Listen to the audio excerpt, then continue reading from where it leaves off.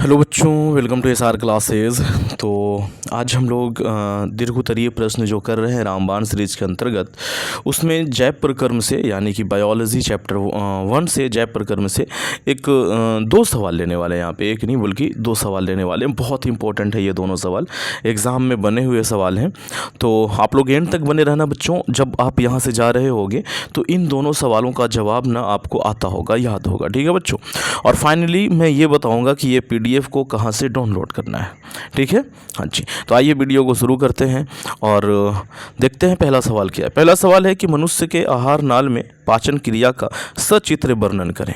ठीक है बच्चों, मनुष्य के आहार नाल में जो पाचन की क्रिया होती है उसका सचित्र वर्णन करना है। तो आंसर कैसे लिखेंगे? सबसे पहले हम आहार नाल क्या होता है ये लिखेंगे। ठीक है, तो लिखेंगे आहार नाल एक लंबी कुंडलित रचना है। यह करीब 8 से 10 मीटर लंबी होती है और ये मुख गुहा से शुरू होकर मल द्वार तक फैली होती है। इसके अंदर कई अंग होते हैं। ठीक है बच्चों, ऐसे हमने पॉइंट बना बना करके क्या किया, आहार नाल होता क्या है ये लिख दिया। अब बात करते हैं पाचन का कि पाचन कैसे होता है। तो पाचन में लिखेंगे कि सर्वप्रथम भोजन मुख में जाता है। यहाँ कार्बोहाइड्रेट का पाचन होता है। इसके बाद भोजन ग्रहणी में पहुँचता है। यहाँ से क्रमाकुंचन क्रिया द्वारा भोजन अमाशय में पहुँचता है और अमाशय में प्रोटीन का पाचन होता है। ये आप सब समझ रहे होंगे। जिसने भी क्लास को बढ़िया से किया होगा उसको समझ में आ रहा होगा कि हो क्या रहा है ना। हाँ, तो क्रमाकुंचन गति के द्वारा क्या होता है बच्चों, अमाशय में पहुंचता है और अमाशय में प्रोटीन का पाचन होता है।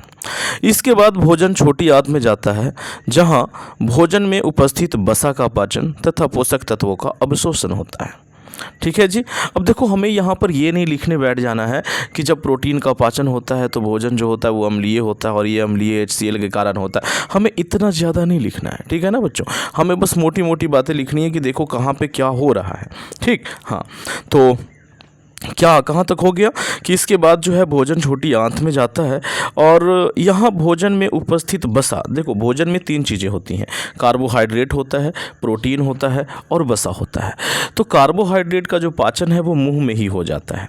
उसके बाद जो प्रोटीन का पाचन है बच्चों वो जाकर के होता है अमाशय में, और जो उसमें बचा हुआ वसा है उसका पाचन होता है ये में, छोटी आंत में। ठीक है बच्चों, तो भाई यहाँ पे लिखा हुआ है कि इसके बाद भोजन छोटी आंत में जाता है और यहाँ भोजन में उपस्थित वसा का पाचन तथा पोषक तत्वों का अवशोषण होता है। अब देखो सारा पाचन की क्रिया हो गया, ठीक ना। तो जो भी चीज़ें थी जैसे कि कार्बोहाइड्रेट था वो ग्लूकोज में बदल गया, जो प्रोटीन था वो एमिनो अम्ल में बदल गया, जो वसा था वो वसा अम्ल में बदल गया। तो अब क्या करना है, हमें इन सबको जाने देना है, शरीर से बाहर निकलने देना है? नहीं, हम चाहते हैं कि ये क्या हो, सब हमारे शरीर में ही रहे, तो उसका अवशोषण होगा। तो वही चीज़ यहाँ पे लिखा हुआ है कि इसके बाद क्या होता है बच्चों, पोषक तत्वों का अवशोषण होता है। अच्छा, इसके बाद भोजन बड़ी आंत में जाता है, जहाँ बचा प्रोटीन का पाचन होता है। थोड़ा बहुत प्रोटीन जो है वो बच जाता है, ठीक ना, वहाँ उसका पाचन हो जाता है और अंत में अपशिष्ट पदार्थ को रेक्टम द्वारा बाहर निकाल दिया जाता है। ठीक है बच्चों, और इस तरीके से आपने क्या करना है, एक डायग्राम बना देना है। आप डायग्राम इससे बेहतर बना सकते हो। ठीक है, हाँ जी। ये मुख गुहा हो गया, यहाँ पे लार ग्रंथि पाई जाती है। ये ट्रैकिया है जिसमें अर्धवलय पाए जाते हैं, ठीक, उपास्थि के। ये यकृत हो गया, यकृत को आप थोड़ा और अच्छा बना सकते हो इस तरीके से। ठीक, ये अमाशय है, अमाशय के जस्ट नीचे यहाँ पे इस तरीके का एक रचना बना सकते हो बच्चों, और इसका नाम रखोगे अग्न्याशय, और जो कि बनाना ही है। ठीक ना। ये छोटी आंत हो गई, ठीक, और ये यहाँ पर अपेंडिक्स हो गया, और ये वाला जो है ना ये बड़ी आंत हो गई बच्चों, और इस तरीके से ये रेक्टम हो गया, और यहीं से क्या होता है, जो भोजन है वो बाहर निकल जाता है अपशिष्ट पदार्थ के रूप में, जो अनपचा भोजन है। ठीक है बच्चों, तो एक बार आप लोग इसको बढ़िया से देख लीजिए। तो आइए अगले सवाल की ओर बढ़ते हैं। अगला सवाल कहता है कि भोजन के पाचन में लार की क्या भूमिका है। लार जो निकलता है लार ग्रंथियों से, उसकी क्या भूमिका है। तो आंसर में लिखेंगे कि मनुष्य में 3 जोड़ी लार ग्रंथियां पाई जाती है। ये मोस्ट इंपॉर्टेंट टॉपिक ये है, ऑब्जेक्टिव के प्रश्न हैं। ठीक है बच्चों, कि मनुष्य में 3 जोड़ी लार ग्रंथियां पाई जाती हैं और इससे निकलने वाला लार नली द्वारा मुख गुहा में गिरता है। इससे जो लार निकलता है ना वो नली के द्वारा मुख गुहा में गिरता है और यहाँ कार्बोहाइड्रेट का पाचन होता है। ठीक है बच्चों, यही लार जो है वो कार्बोहाइड्रेट का पाचन कराता है। भोजन के पाचन में लार की भूमिका निम्नलिखित है। लार क्या करता है वो देखो बच्चे, यहाँ पे ना पेन आपको बदल बदल के लिखना है। जैसे देखो यहाँ पर जितने भी चीज़ें आंसर दी गई हैं वो क्या है बच्चों, वो ब्लू पेन से लिखा गया है, और जो भी क्वेश्चन पूछा गया है या तो जो हेडिंग है उसे ना ब्लैक पेन से लिखा गया है। ठीक है, तो इसी तरीके से आप लोगों को भी लिखना है। अच्छा, अब लार की भूमिका हम लोग लिख रहे हैं बच्चों, तो यह मुख के घोल में चिकनाई प्रदान करता है बच्चों। यह मुख के घोल में क्या करता है बच्चों, खोल में चिकनाई प्रदान करता है, जिससे चबाते समय रगड़ कम होता है। मतलब अगर आप चबाओगे खाना को, भोजन को, तो रगड़ कम होगा। ठीक है बच्चों। अच्छा, यह भोजन को चिकना एवं मुलायम बनाता है, ये हो गया। यह भोजन को पचाने में मदद करता है, भोजन को पचाने में भी यह मदद करता है। ठीक है बच्चों। और इसमें एमाइलेज नामक एक एंजाइम होता है जो मंड जटिल अणु व लार को पूरी तरह मिला देता है। एमाइलेज क्या करता है बच्चों, तो मंड जटिल अणु और ये को लार को पूरी तरीके से मिला देता है। ठीक है। अच्छा, इसमें एक और चीज़ मौजूद होता है जिसे टॉयलिन बोलते हैं। तो इसमें मौजूद टॉयलिन नामक एंजाइम स्टार्च का पाचन कर उसे माल्टोज में बदल देता है।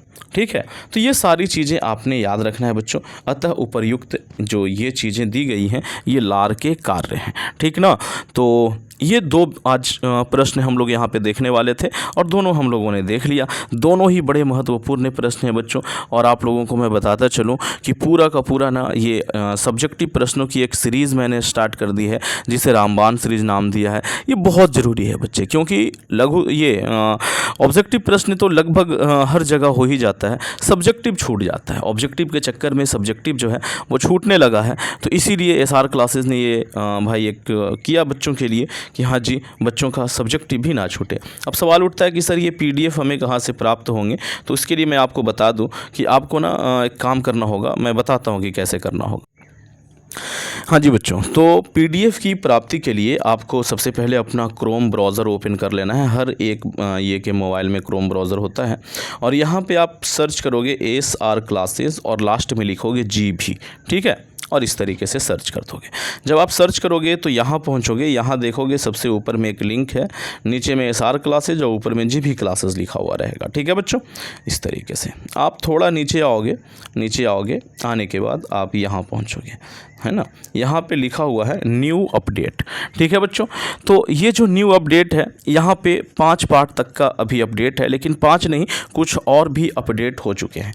ठीक ना, तो दिख तो 5 ही रहा है, तो बाकी कैसे दिखेगा तो उसको भी मैं बता देता हूँ। आप सबसे ऊपर जाओगे फिर से, और जाने के बाद एक बार इसको नीचे खींचोगे, इसको बोलते हैं रिफ्रेश करना। तो ये पेज हमारा रिफ्रेश हो गया। ठीक है बच्चों, अब हम जब नीचे आएंगे तो फिर पता चलेगा कि न्यू अपडेट में 5 नहीं बल्कि कितना, ओहो ये तो मैं बैक चला गया बल्कि कितना है बच्चों, चलो फिर से मैं दिखा दे रहा हूँ, 7 पार्ट तक अपडेट हो चुका है। 7 पार्ट तक, बाकी के पार्ट भी आज अपडेट हो जाएंगे। ओके बच्चों, अब आप इसको कैसे पा सकते हो, आप किसी भी लिंक पे क्लिक कर दो, सारे के सारे लिंक है वो क्लिक करोगे, आप यहाँ पहुँचोगे। ये देखो 7वां पार्ट, 7वें पार्ट में ये वाली चीज़ें थी आपके पास। ठीक ना, तो अब आप क्या करोगे, यहाँ से इसका एक स्क्रीनशॉट ले सकते हो।